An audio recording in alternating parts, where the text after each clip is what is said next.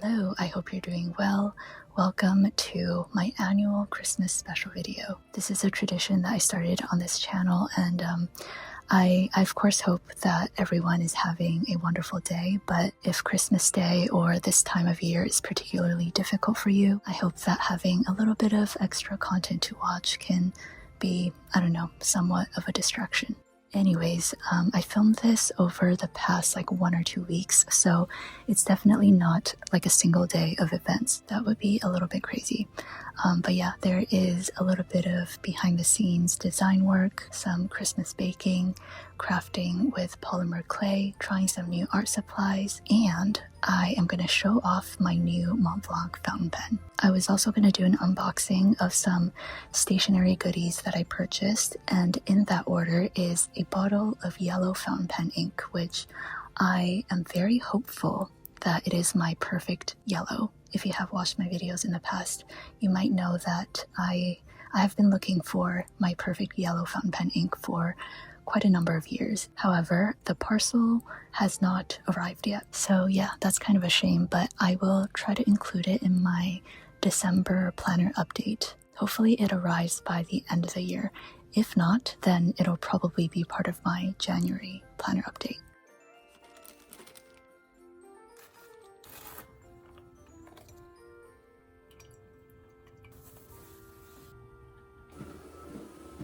Also, if you have watched some of my past videos, you probably know my daily routine by now. So every morning, I usually spend 1 to 2 hours on the walking pad, just replying to emails and doing some random computer work. On this day, I was doing some prep work for the new releases on Saturday. Usually my assistant Sophia helps me with the listings, but of course, because it is Christmas break, she has reduced hours this week, and I'm just taking over a little bit more of the prep work.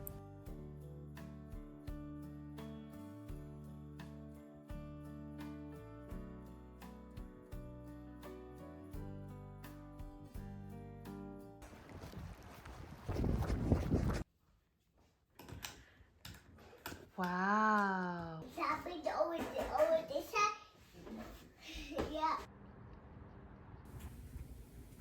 Totally unexpected, I am now an owner of a Montblanc fountain pen. This is the Montblanc 149 curved calligraphy nib, and it is just absolutely glorious. I currently have it inked up with the Diamine Earl Grey ink, which is a really lovely gray.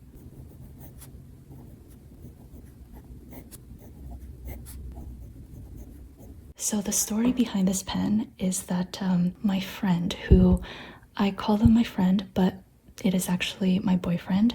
I don't like to talk about it too much because I keep it private, but I feel like if I were just to say my friend casually just bought me a Montblanc, it would be kind of hard to believe and a little bit wild. But this is still very wild. I can't believe he got it for me. Anyways, he is into fountain pens as well, and he owns one of these pens. And when I went to visit him, I kind of borrowed it for a little bit and I just fell in love with it. I might have mentioned it in one of my Q&A videos or something, but I mentioned that the Montblanc curved calligraphy nib was one of my holy grails, and I really slowed down my pen purchases this year and in recent years, and I wasn't planning on purchasing this for myself for a very long time. I would have to achieve some important goal in order for me to buy another fountain pen. So yeah, it wasn't anywhere in my near future. Again, I went to visit him, and then he came to visit me, and he said that he wanted to go to the Vancouver Montblanc store because he wanted to get a pen sleeve for his Montblanc. I didn't think too much of it. I thought we were just gonna stop by to get him a pen sleeve. But yeah, turns out it was kind of an excuse to get me to the Montblanc store, and he first looked at the pen sleeves, and again, I didn't think too much of it. But then he asked the associate whether they had another 149 curved calligraphy nib, and I was really confused why he wanted another one. And then yeah, you can probably guess it ended up being for me. So yeah, I am just incredibly grateful, and apart from the sentimental story behind it, I really truly love this pen. It is just such a well-balanced pen. Not too heavy, not too light. I love the giant nib, and I think it is beautiful with the ink kind of seeped into the crevices. And as you can probably tell, the nib is definitely a special one. The line width depends on the angles at which you hold your pen, the direction you're writing with, and you can also reverse write. This particular nib I won't be using like for my regular writing, for example, my planner spreads in my daily journal and stuff like that. I will still probably stick to my Pilot Vanishing Point and my Leonardo Momento Magico. However, what this pen has been really good for, at least like in the few days that I've owned it so far, is doing all of my little product sketches. Being able to do different strokes with a single pen is really useful, especially when I'm quickly jotting down ideas. Usually with a thicker line, I will do an outline and then I kind of angle the pen up, or I even reverse it in order to do all of the little details. And I think using the Diamine Earl Grey ink was a good call because this one has really nice shading and I can achieve really dark spots and lighter spots, so there is that contrast. So yeah, I am really grateful, and I wanted to share this happy little thing with you. I have a really exciting parcel from Natura Market. This is an online Canadian food store, and they carry a lot of like specialized and fun products that are just really hard to find in regular grocery stores. I don't order from them often, but they were having a holiday sale, so I wanted to treat myself to a few things. I think they gave this one for free. It is a BC owned company, and these are plant-based honey alternatives. Really cool. I am really excited about this. You know me and my tin fish. I kind of stopped talking about tin fish for a while just because I feel like it was getting a little bit obnoxious, but I still very much love tin fish, and I decided to treat myself to the Patagonia sardines in coconut curry. Very excited. I also got the white albacore tuna fillets. Never tried tuna in fillet form. I got 3 things from Siete. 2 of these vegan charo beans, canned beans. I love these so much. And then I got a jar of mild salsa. I think this was just on sale, so that's why I wanted to try it. I then got some nut pods, which are plant-based creamers, coffee creamers. This one is almond and coconut based, and it is the peppermint mocha flavor. I thought something festive would be nice. And then this one is also almond and coconut, and it is the coffee cake flavor. I usually drink my coffee black, but maybe this whole like crafty Christmas vlog will inspire me to have some fun coffees. Then I got this jar of raspberry jam, and then this is ketchup. This is sweetened with dates, and I love dates, so excited to try this. That is my little Natura Market haul.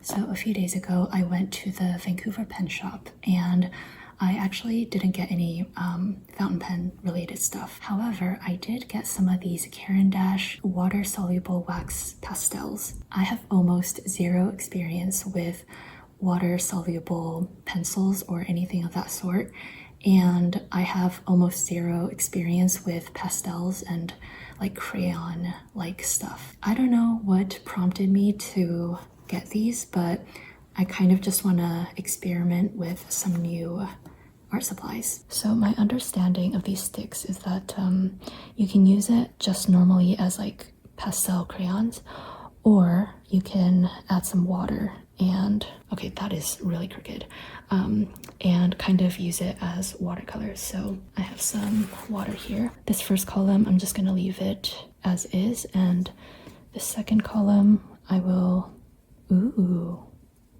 add some water. I really like the texture. So after getting comfortable with these sticks and doing some swatches, I got started on my first illustration with these sticks. And honestly, I don't really know what this is. Like I drew an emoji in the middle, of course, and then I guess I drew some things that I just like in general. So I drew a fountain pen, a book, a paint palette. That was all pretty normal, and then I started drawing some fish, and it just got kind of weird from there. I do think it turned out pretty cute, especially for my first try.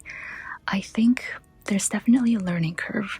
I think for me, I'm not very good at stylistic drawing and imprecise drawing. So apart from the artwork that I do for TheCoffeeMonsterzCO, my true favorite type of artwork is doing realistic landscape paintings with watercolor or oil paints. And I always just strive for realism. And I think contrary to popular belief, this is my own opinion, just because a painting or a drawing is hyper-realistic, it doesn't mean that it is better than another piece of art. And I actually think it says very little about the artist. If an artist can draw something to be photorealistic, it's undeniable that they are technically talented, but I don't think it means that they are better than another artist who they might not be able to do a photorealistic drawing, but they have their own style and they can convey some emotion or some other feeling without the drawing being photorealistic. Okay, I just rambled on and I don't remember what I was talking about.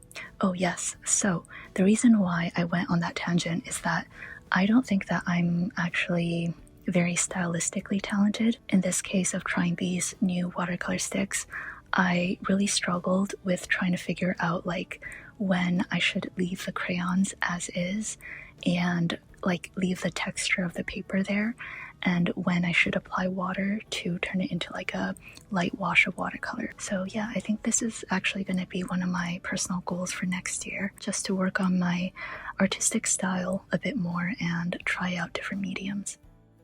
Alright, we are going to get started with some design work now. I am very behind schedule. Most of what I have to do today is actually a lot of free stuff. So currently I'm working on this neighborhood coloring page sort of thing for the Facebook group.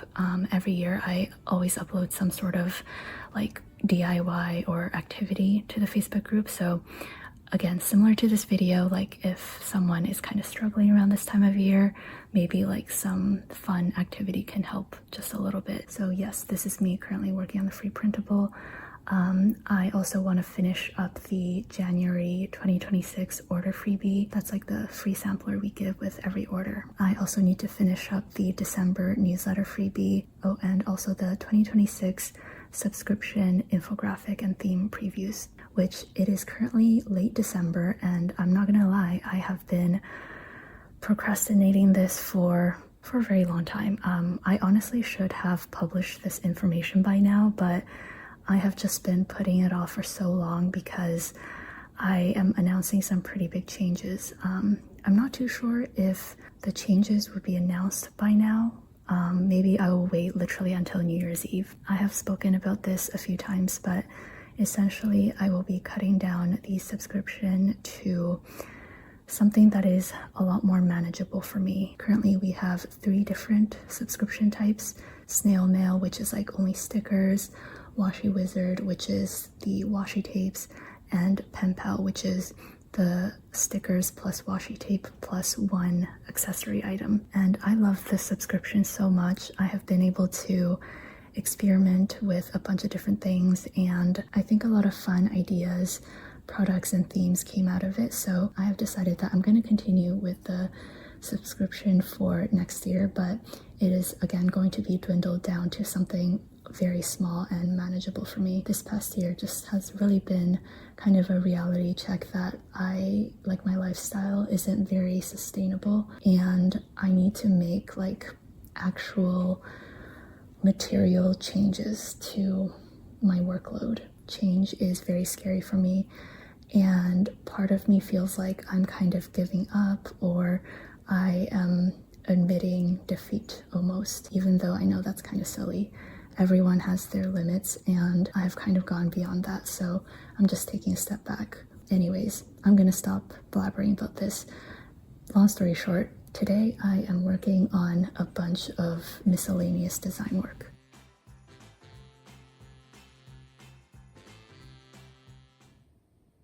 I think in all of my Christmas special videos, I always bake something kind of festive. And this year, I'm gonna make some orange and cranberry kind of shortbread cookies. I'm gonna chill this dough in the fridge for maybe 1 or 2 days, so Today I'm just gonna make the dough and then I will slice and bake the cookies either tomorrow or the day after. I used to use a hand mixer at my parents' place, but I don't have one here. So I'm gonna attempt to just whisk everything and really work my arms. Fun fact about the hand mixer at my parents' place, it's my mom's, and she used to make birthday cakes for us back in Japan, and we brought it with us when we immigrated to Canada. So it has been going strong for basically 2 decades, which is kind of crazy to think about. Oh, and also because my family isn't like the biggest fan of sweets, I'm only going to make half of the recipe. Okay, so this cookie dough has been chilling in the fridge for a little under 24 hours. I'm gonna slice maybe 4 discs to bake today. My friend's coming over this evening, so I will also serve it as dessert. I'm gonna put the rest of the dough in the fridge and bake the rest closer to Christmas.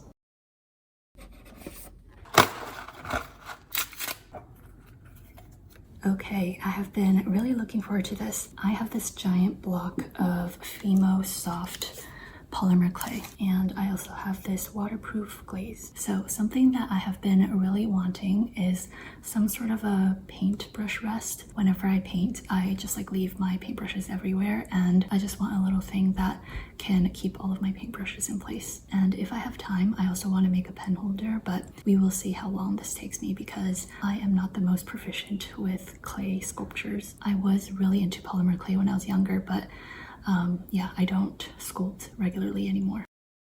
So I started by just using the white clay to sculpt 3 different houses and a little emoji on the side.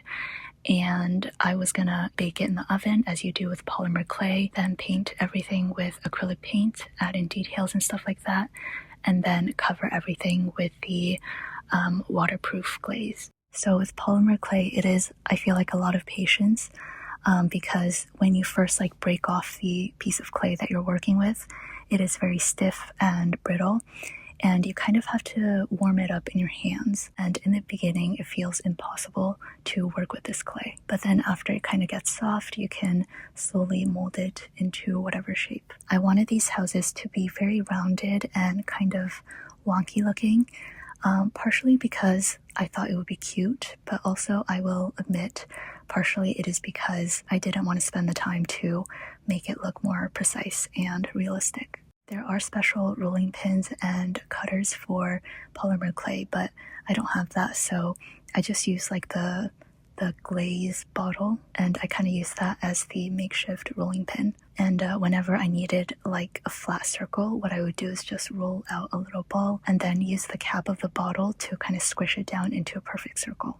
I baked this for 30 minutes and I dunked it in some water to let it cool down, and then I started painting over it with just regular acrylic paint. Several years ago for my birthday, I bought myself some new acrylic paints, and I have no idea why I decided to buy this giant tube of gold paint, which I don't believe I have used a single time. It honestly still perplexes me.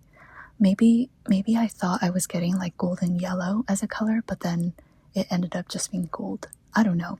But anyways, it did come in handy this time. The paint by itself is very, very sheer, so you do have to mix it with something like white or this light blue color that is more opaque, and it turns it into a really nice, almost pearly pastel color, and it actually looks really, really pretty.